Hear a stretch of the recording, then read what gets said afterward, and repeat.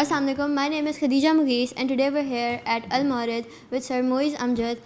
And continuing our previous session, I would like to ask the question that previously we discussed that grades are not the best way to evaluate someone. So can you please suggest other ways that schools can implement? I think a simple way of going about it would be that you keep the criterion of what a student can do after finishing your course, for instance. And if the student is capable of doing that, he should get a qualified grade that he's completed it, or otherwise he should get a not yet qualified grade. Simple. But there should be no failing grades or A or B plus, because these grades don't tell you anything. If you've got, let's say, a B plus in a subject, what does it tell you? What do you know about that subject? But if I know that I'm not going to give you any grades, but if you know my subject, you're qualified in that subject. And if you don't know my subject yet, according to my standards, which should be minimal and maximal, whichever I believe them to be more effective, I think then all the students in the class should reach a particular level where we can say that they are qualified. Why do we need people to be compared to each other? Especially these percentile grades, they're utter nonsense. Think about it. I mean, we have no absolute criterion of what should be the marks, what should be your achievement as a learner. What we are doing is that we are going to distribute the learning scale in a particular percentile. And if you fall in the first top 10 percentile, you've got, let's say, an A or A plus or whatever. I mean, what kind of nonsense is that? Because the overall marks might be 40%, yet people would still feel great because they fall in the top 10 percentile. This is comparative grading, and comparative grading is even worse. Don't you think that we're adding pressure on children from a very young age to select what they want to do when they grow up? I think, one, you're right. We are adding a lot of pressure on students, and then number two, what we are doing is that we are not providing them the opportunities to get exposed with what other things they can do, what other things they can learn. Every student is not just unique in his or her aptitudes. Every student is also unique in the learning styles. Some people are more visual learners. Some people are more auditory learners. You are all different, but we want them all to learn in a particular way, and we all want them to learn the same thing, and then we would like them to be compared to each other. I think these are all pressures, unnecessary pressures on students. But you can't ask fish to fly and birds to swim. Right, you can't. But we do know that we are all, we are not all birds, we are not all fish. We are all different. Sir, if you talk about the qualified and disqualified level, the grading system should be like this. So the same thing is imposed in the Western culture, but still their society is breaking apart. I don't think you won't find many institutions in the West which follow this qualified, not qualified system. I don't think so. No, they have abolished the grading system, most of them. नहीं, अभी तक तो मेरे सामने नहीं आया जी ये. They still have the same grading system, whether it is percentage grading or whatever grading, they still do. Many of them.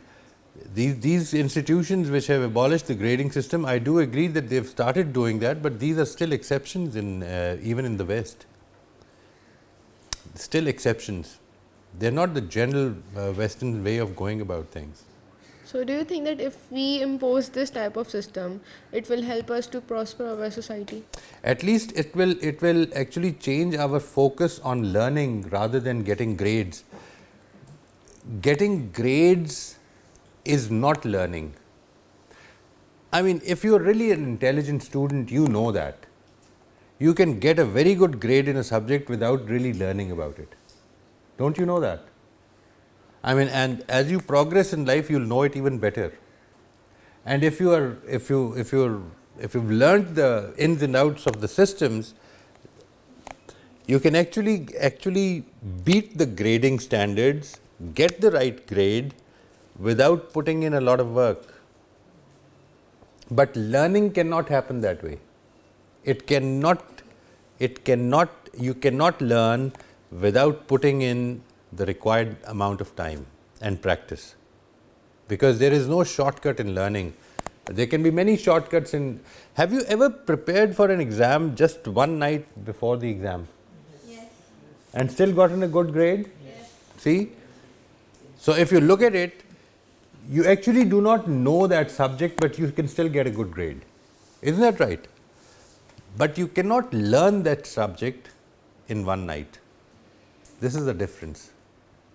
And what is required in our students is deep learning, not good grades. Because without deep learning, you cannot really know about a subject. You cannot know what that relationship, how the subject relates to your life, or how can you use that subject for the benefit of others. You cannot do that. You can only get a good grade. So grades are basically a surrogate, incorrect criterion of assessing others' learning. There can be other methods, as I said, one is qualified, not qualified. There can be other methods of assessments as well.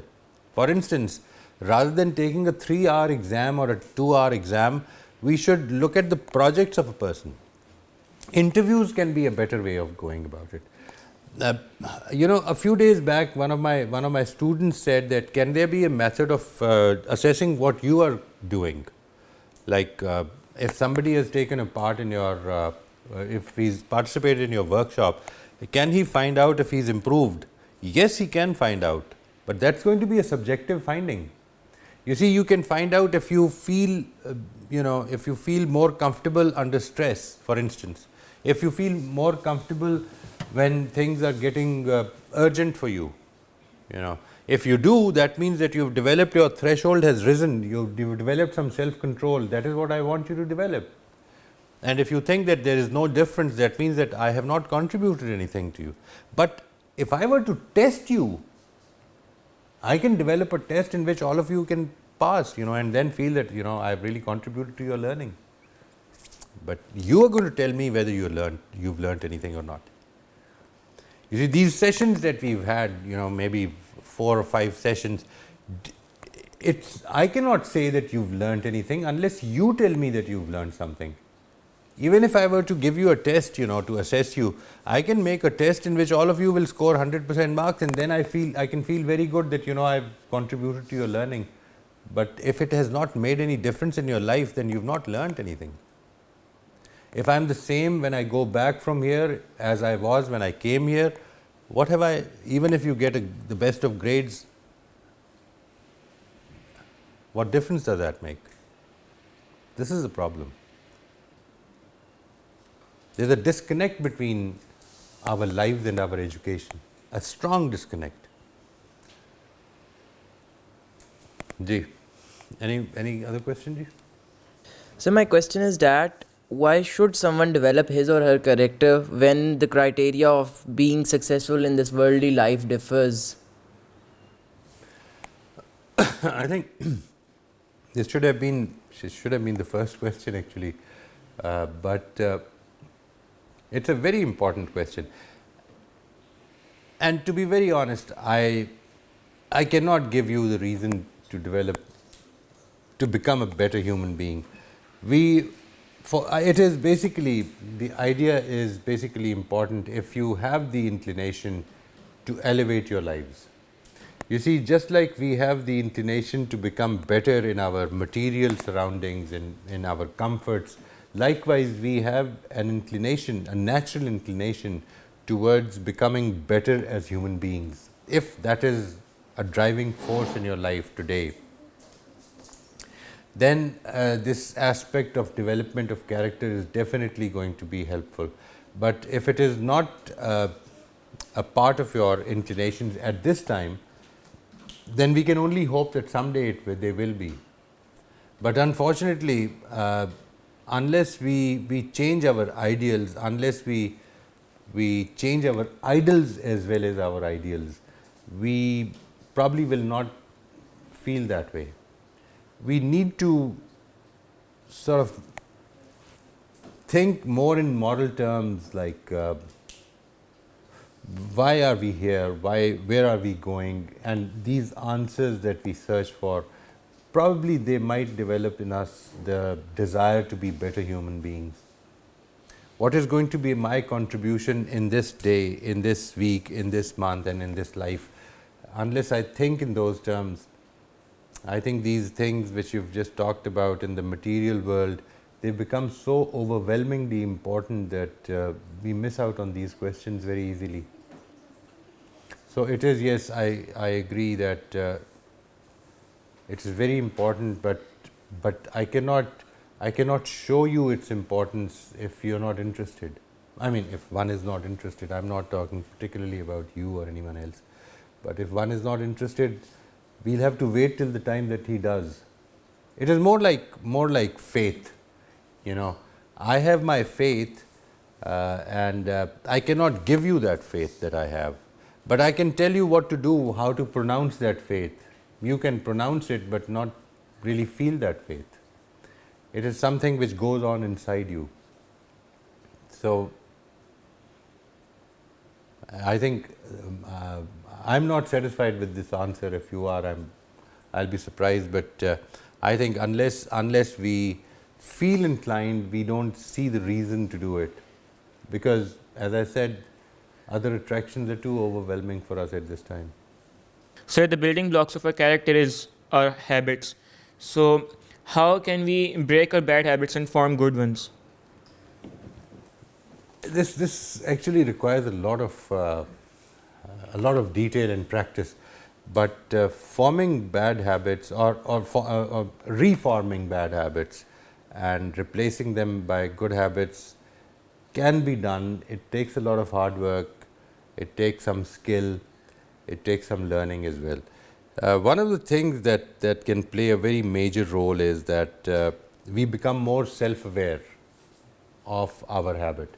First of all, we need to develop this self-consciousness that we are in a bad habit. Unless until the time that you as an individual or I as an individual realize that I have a bad habit, I cannot correct it.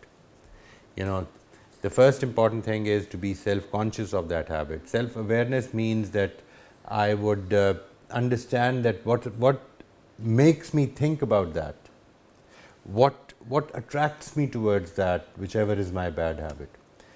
Number two, to activate my conscience. When I say activate your conscience, it means that I need to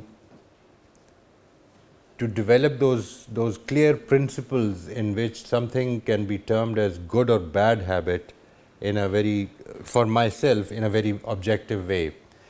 Number three is using the faculty of imagination. We all have, you know, as human beings, we all have a very strong thing in us, and that is your imagination. What happens with that imagination is that for our brain, you know, and this is a very, very important thing to, as an input to change your habits.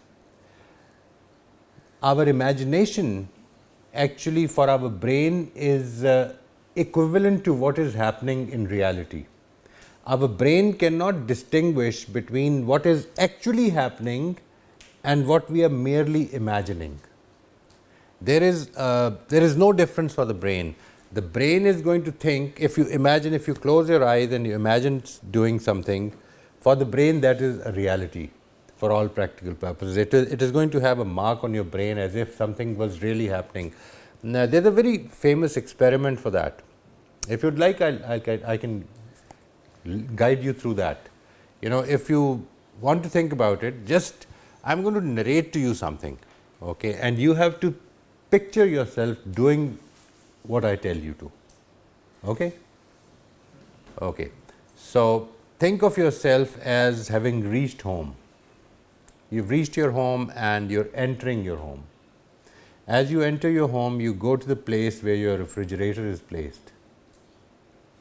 Open your refrigerator, and on the door side, on the inner side of the door, you see there's a lemon over there. Cut that lemon into half. Smell it. Now put it on your lips and squeeze it. Did your mouth water? Yes. Your brain actually thought this is really happening. You see, and your digestive system, it started releasing juices so that it can digest the lemon that you just had, and your mouth starts watering. This is a very famous experiment to understand that for my brain, my imagination is no less than reality. Now, how can we use this faculty of imagination to change habits? Think of the time when your habit becomes activated. For instance, you lose your temper while driving, for instance. That has become a habit. That has become a habit that you want to get rid of. So, think of yourself sitting in the car, driving, and then people are doing what they do when you get angry, and think of yourself as having full control over your emotions. You're not getting angry, you're not getting irritated, you're very calm, you're very relaxed, and you in fact have a prayer on your lips for the person who's just really crossed your way. What is going to happen as you keep thinking about it? This is a small movie that you will play in your mind every time you start with your car. What is going to happen over time is that your pattern that you are creating artificially will start getting activated as soon as you sit in the car. And before you do that, you will remember that you have to keep yourself calm. This is the power of imagination. If you keep doing this, one habit after another, which you want to get rid of, you can replace these habits, you can easily put another habit in place of it. You can actually overcome your bad habits. So, now that you know this, I would suggest that you try it out. But if you don't try it out, my telling you is not going to have any effect. This is what a skill is. A skill does not become applicable or practicable unless it is practiced.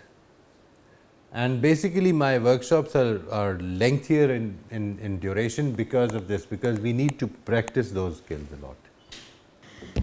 That's all for today. Hope you learned something today, and thank you for watching.